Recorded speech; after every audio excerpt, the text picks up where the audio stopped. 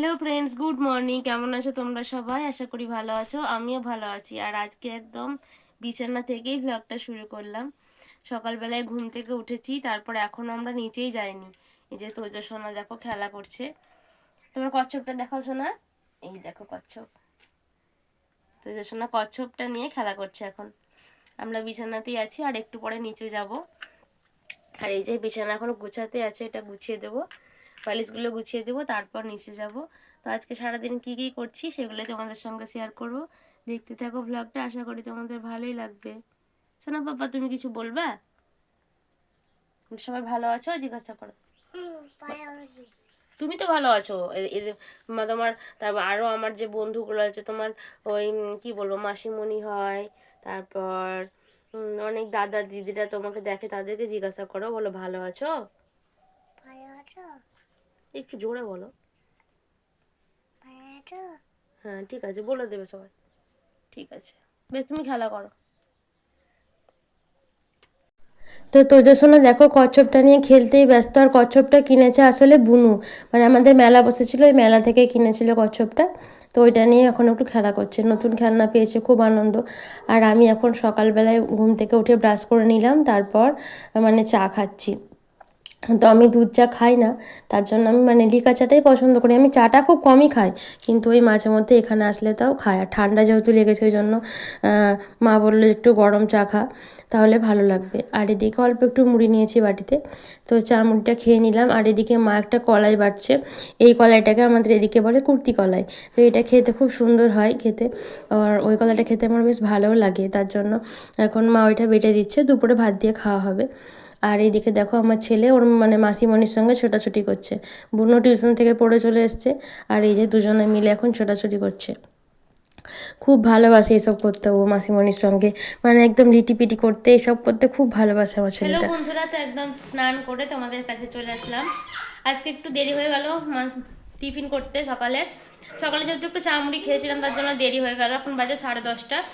তো আমি স্নান করলাম আজকে, মাথায় করিনি, তুলসী গাছে জল দিয়ে দিলাম, মানে তুলসী গাছে গঙ্গা জল দিলাম।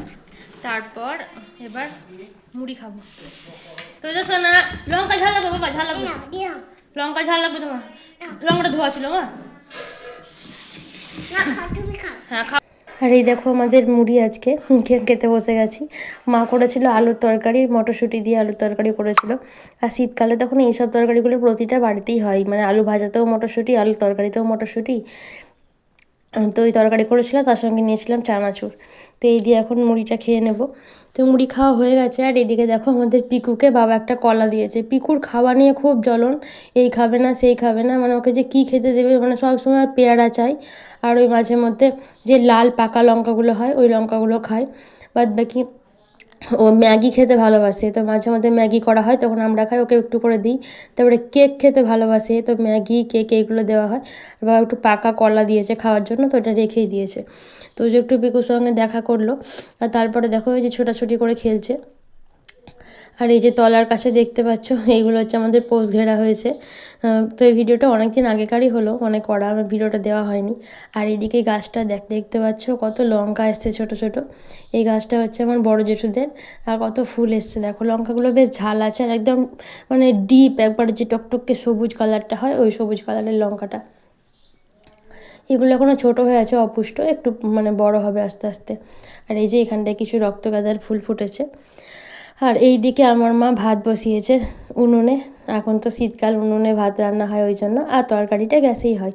আর এই যে দেখো এখন উনুনটা কেমন জ্বলছে, দেখো কাঠ ভরে দিয়েছে। আর তো মা এখানে রান্না করছে, জেঠিমার সঙ্গে গল্প করছে, জেঠিমাও রোদে বসে আছে আমার দাদা ছেলেটাকে নিয়ে। আর এইদিকে আমি আসলাম একটু কাজ গোছাতে। এই যে আমার বরের এটা জ্যাকেট, মানে কি বলবো, এই জ্যাকেটটা যে কি ভারী, আর জলে মানে ডোবালে যে কি ওজন হয় কি বলবো, আমি তো মানে কি বলবো পারিই না ঠিকভাবে। তো প্রতি বছর মানে ওই জ্যাকেটটা ওই কাছে, মানে একদম যখন পৌষ মাসে কটা দিন প্রচণ্ড শীত পড়ে, তখন ওই জ্যাকেটটা ব্যবহার করা হয়। তো জ্যাকেটটা আমি ভাবলাম কি, যে মানে যেগুলো জায়গাগুলো একটু মানে ময়লা আছে, ও বলেছিলো তুমি একটু ময়লাগুলো একটু তুলে রেখো, আমি এসে কাচবো। তাই বলেছিলো আমি কেচে দেবো, তুমি পারবে না। তো আমি দেখলাম যে না, আমি কেচেই দিই। তো জ্যাকেটটা তোমরা দেখে বুঝতে পারবো, আমি দেখাচ্ছি ওই জন্য। দেখো কতটা ভারী, দেখে কতটা বুঝতে পারবা জানি না, কিন্তু বেশ মোটা ভারী একদম।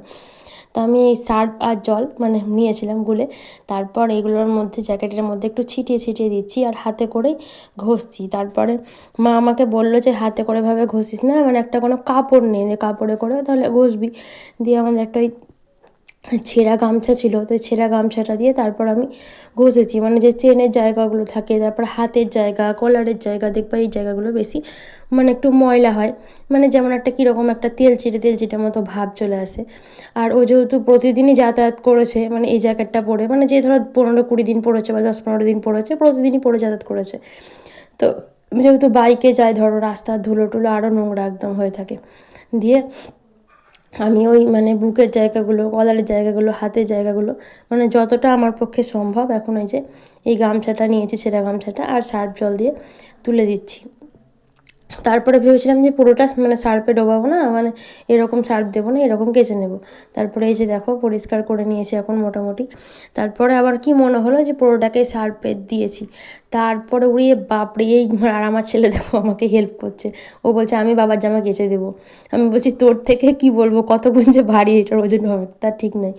আর এই দেখো আমার এটা তুলে নিয়ে আসতে গিয়ে কি বলবো, মানে বাথরুমে ঠিকঠাক কাচা হতো না, আমাদের পুকুর ঘাট আছে বেশ ভালোই, তার জন্য ভাবলাম পুকুর ঘাট থেকে কেচে নিয়ে আসবো। আর এই পুকুর ঘাট পর্যন্ত আনতে মনে হচ্ছে অবস্থা খারাপ, এত ভারী হয়ে গেছে, মানে জল দিয়েছে নিয়ে মনে করবা যে একটা জ্যাকেটে এত ভারী লাগছে, কত ভারী জ্যাকেট এমন, কিন্তু কেন জানি না আমার জ্যাকেটটা একটু মোটা, আর এই জল ধরলে এত ভারী হয়ে যায় যেন মনে তুলতেই পারি না। আর আমার একটু মানে আমি একটু কাছাকাছি ভালো করতে পারি না, খুব কমই পারি। আমাকে যদি বেশি বাসন টাসন দেয় তো ধুয়ে টুয়ে দেবো বা কিছু সংসার অন্যগুলো করতে পারবো, কিন্তু কাছাকাছি আমার দ্বারা ভালো হয় না। বন্ধুরা আমার জ্যাকেট কাচা হলো, জ্যাকেট কাচতে গিয়ে হাল বেহাল হয়ে গেল, আমি তো ভালো মতো হয়তো কাচতেও পারলাম না। তো ও তো সময় পাচ্ছে না, ওই জন্য আমি ভাবলাম আমিই কাচি, অন্যবার ওই কাচি জ্যাকেটটা। দেখতেই পেলে বসে বসে আমি ভালো করে আগে মুছে নিলাম মানে সার্ফ জল দিয়ে, তারপরে এই যে আমাদের পুকুর ছিল পুকুর ঘাটে কাচলাম, আর এই যে কেচে এখন এখানটায় রেখেছি। আমি তো ভালো করে জল ঝরাতে পারবো না, এখন দেখি কোনো একটা ভালো জায়গায় দেবো, আস্তে আস্তে যা জল ঝরবে 2 দিন মনে হয় শোকাতে লাগবে এখন। তো চলো আগে মেলি। আরে দেখো আমি জ্যাকেটটা কেচে বাড়ি চলে এসেছি, আর দেখছি আমার বড় চলে এসেছে, তো আমি বললাম যে তোমার একটা বড় কাজ আমি উদ্ধার করে দিলাম। তো এই দেখো জ্যাকেটটা এখন রেখেছি, একে এখন জল ঝরাতে দিতে হবে, যে কোনো তারে যদি মানে চাপাই তো সে তারটাও ছিঁড়ে যাবে, মানে দড়িতে যদি দেই সেটা বলছি। তো মা বললো তুই পারবি না, আমি দিয়ে দিচ্ছি। আর এদিকে দেখো ছেলে সমস্ত দেশলাই কাঠিগুলোকে বার করে খুব খেলছে, খুব দুষ্টু হয়েছে ও। তো এই দেখো সব বার করে খেলছে। আর মানে শীতের যেগুলো মোটা ভারী জিনিস থাকে সেগুলো আমার বর হেল্প করে, ওই কেচে দেয়। আর টুকটাক যেগুলো জামা কাপড় সেগুলো আমিই কাচি, সেগুলো কাচতে কোনো অসুবিধা হয় না। তো এই দেখো আম গাছের ডালে এখন এটাকে রাখা হয়েছে জল ঝরার জন্য, জলটা ঝরে যাওয়ার পর অনেকটাই পাতলা হয়ে যাবে, তখন অতটা ভারী থাকবে না, মানে জল ধরে এত ভারী হয়ে গেছে। আর এই যে দেখো আম গাছের ডালে এটাকে এখন রাখা হয়েছে, এই যে জল ঝরছে এটা। তো জল ঝরার পর এটাকে এখন মানে শুকোতে দেওয়া হবে। তো জ্যাকেট নিয়ে আজ বিশাল কাণ্ড, মানে আমার তো অবস্থা খারাপ হয়ে গেছে জ্যাকেট কাচতে গিয়ে। আর এদিকে যে 3টে ডিম সেদ্ধ বসানো হয়েছে, কারণ আজকে আমাদের নিরামিষ ছিল, তো তার জন্য আমি তো খাবো না, তোজোর জন্য ওর বাবা তারপর বুনু ওদের জন্য করতে দেওয়া হয়েছিল। আর এখন দেখো সন্ধেবেলা তোজোকে ভাত খাইয়ে দিয়েছিলাম, তারপরে দুপুরে একটু ঘুমিয়েছিলাম।